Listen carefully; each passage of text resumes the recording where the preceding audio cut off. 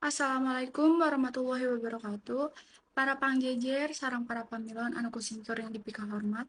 Hayu urang sami-sami panjatkeun puji sinara syukur kehadirat Allah Subhanahu wa taala anu parantos maparinan ka urang sadaya nikmat kesehatan sareng kasempatan sehingga urang tiasa patepung lawung paamprok jonghok patepang rarai dina ieu kasempatan kalawan dina kawilujengan. Sholawat kali kasalamatan mugia tetap diladarkan ka junjungan urang sadaya nyatana Kanjeng Nabi Muhammad Shallallahu alaihi wasallam tehilap ka keluargina ka para sahabatna sareng mudah-mudahan nepi ka urang sadayana salaku umatna dugi ka akhir zaman amin ya robbal alamin. Tepangkeun wastapun nadia simkuring ngagem pancen jantan panubu catur tehilap ngahaturkeun rewu nuhun ka para pangjejer sareng para pamilon anu atos kersa hadir dina ieu kumpulan kanggo medar sareng ngadiskusikeun ngeunaan e-learning. Supados henteu nyongkolong kana waktos, hayu urang sami-sami buka ieu sawala ku aosan basmalah sasarengan.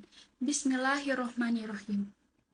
Satu acan nincakana acara salajengna, simkuring sejanepangkeun para pangjejer anu bade ngadugikeun kamandangna. Pangjejer nu kahiji nyaeta Bapak Haji Dedi Supandi, SSTPMSI, anu asalna Bogor di Majalengka. Mantena mangrupikeun Kepala Dinas Pendidikan Provinsi Jawa Barat. Wilujeng enjing Bapak, hatur nuhun kana kasempinganana. Pangjejer nu kadua nyaeta Ibu Dr. Andes Haji Ayi Arasid, anu asalna ti Lembang Kabupaten Bandung. Mantena mangrupikeun guru anu kawilang senior anu tangtuna parantos ngaraoskeun parobihan-parobihan dina sistem pendidikan salila ieu. Wilujeng enjing Ibu, hatur nuhun kana kasempinganana. Para pamilon supados urang leuwih neleman ngeunaan jejer anu bade dibahas ku urang sadaya, hayu urang sami-sami regepkeun kamandang ti para pangjejer anu bade didugikeun. Sumangga ka Bapak Haji Dedi Supandi kanggo ngadugikeun kamandangna. Hatur nuhun ka Bapak Haji Dedi Supandi anu atos ngadugikeun kamandangna. Sae kacida naon rupina anu atos didugikeun saalit parantos muka pandangan urang sadaya ngeunaan e-learning. Nurutkeun mantena, e-learning teh mangrupikeun salah sahiji kamajuan dina bidang pendidikan anu tiasa ngajadikeun siswa teh leuwih aktif tur tanggap khususna kana pelajaran. Siswa anu salila ieu ngan saukur jadi objek, anu saukur ngan diuk, ngaregepkeun guru nu ngocomblang dirubah pikeun jadi subjek, anu neangan rupi-rupi ilmu ngan lain saukur ti guru wungkul.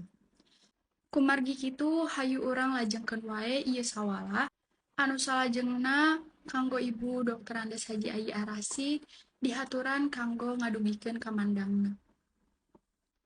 Hatur nuhun kanggo Ibu Dr. Andes Haji Ayi Arasid anu atos ngadugikeun kamandangna. Nurutkeun mantena, ayeuna e-learning teh ngagaduhan kaluwihan sareng kakurangan. Kaluwihanna nyaeta pangajaran teh tiasa langkung diefektifkeun sarta leuwih efisiensi dina hal waktos. Sajabi teh eta pangajaran tiasa dilakukeun di mana wae, lain saukur di sakola wungkul. Ari kakuranganna nyaeta e-learning teh teu acan tiasa dilarapkeun di tiap daerah di Indonesia. Kusabab kakendala ku sarana sareng prasarana. Kulantaran waktos anu tos sakedih, salajengna simkuring bade ngawatesan ka pamilon anu bade tumaros, anu ukur 3 urang, dina ngadugikeun panarosanana, kedah ngacungkeun panangana sareng nyebatkeun namina, sarta teu kenging gogorowokan. Hatur nuhun ka Aenun anu tos ngadugikeun patarosanana. Patarosanana kirang langkung ngeunaan kabijakan pamarintah kanggo ngaleungitkeun katimpangan utamina dina hal sarana prasarana anu ngadukung diterapkeunna e-learning. Sumangga ka Bapak Haji Dedi Supandi kanggo ngawaler patarosanana. Hatur nuhun ka Bapak anu parantos ngawaler patarosan ti Ainun anu isi walerana nyaeta pamarentah teh salerusna mah nuju ngusahakeun kanggo ngaleungitkeun katimpangan eta ku cara ngalokasikeun dana kinten-kintenna 16 triliun kanggo ngarojog program e-learning ieu. Teu karaos ieu acara teh parantos rengseh, simkuring salaku panumbut catur sareng sapara kanca nedah hapunten anu kasuhun Bilih aya cariosan-cariosan oge paripaos anu matak teu ngeunah kana manah hadirin sadayana. Mung sakitu anu kapihatur, hatur nuhun kana perhatosan kasadayana. Wassalamualaikum warahmatullahi wabarakatuh.